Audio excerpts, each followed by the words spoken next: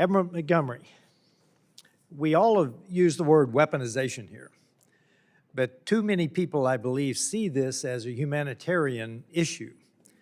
How do the liberal democracies, given our legal processes that several of you have mentioned, how do we actually get our citizens, because I think Abraham Lincoln said if you're, and I use this in the broader sense of liberal democracies, we need our people to be behind us.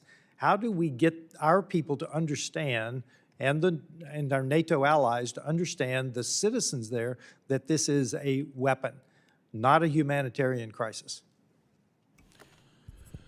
So first, I think part of it is that you have to explain that this is part of a campaign, right? Russia is, you can't look at weaponization of migration in isolation. You have to look at it as part of a campaign that is working to undermine the societies of Eastern Europe.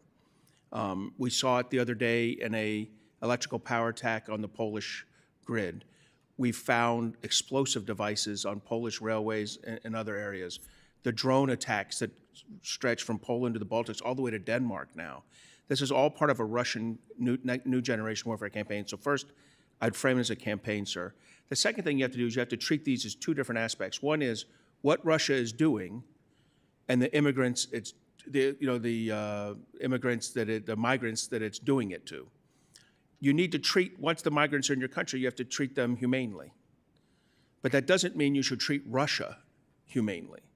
Russia is conducting this, and then they're using the Belarusian pawn. So you need to look at this as two different aspects. One, once a person's in your country, how you treat them reflects on how your country is. And then, and what you want your country's morals and character to be. But allowing Russia to bring them in is not a human rights issue. Allowing Russia to drive them in, building tunnels, cutting holes in fences, forcing migrants into Eastern Europe.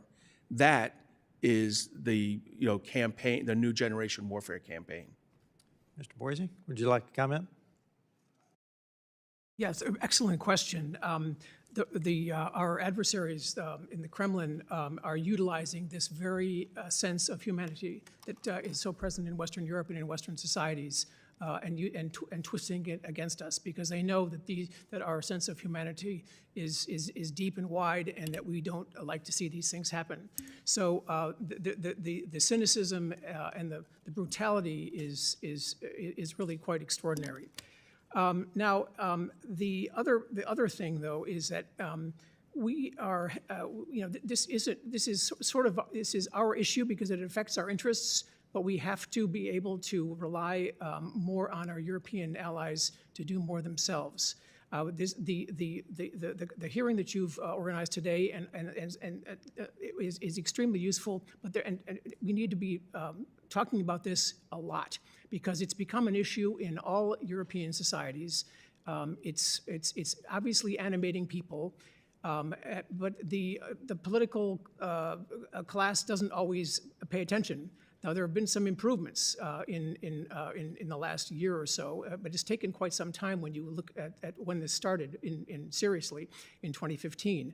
It's taken quite a long time for the EU to grapple with this problem, and so it's let this problem fester. We are, I think, in our interests to raise this with in dialogue with our European allies, partners, friends, to sensitize them to how important it is for us too. So it's not just their issue; it's also our issue, and try to energize these governments to do even more, because what they've been doing in terms of fortifying their borders, some of the changes that have taken place legislatively in some countries, some of the actions that have been taken some countries have figured this out, but others have not. And we need to talk about this with our allies and friends, because we can't want their security more than they do, but this does affect our interests very seriously, and they need to take it seriously themselves. Yep. Admiral Montgomery, we know that the migrants pass through the eastern frontier countries deeper into the EU and NATO. How do they push back against that, given the open borders within the EU, for instance? and I have 10 seconds. So I think they're going to have to review, some countries are beginning to review their Schengen zone procedures, and I think this is long-term going to introduce real challenges for the Schengen zone authorizations for free passage. Very good. And I ask unanimous consent to enter a document dated February 9th, 2026, titled Instrumentation of Migration at the Latvian-Belarusian Border. So ordered. I now recognize Ranking Member Mr. Keating for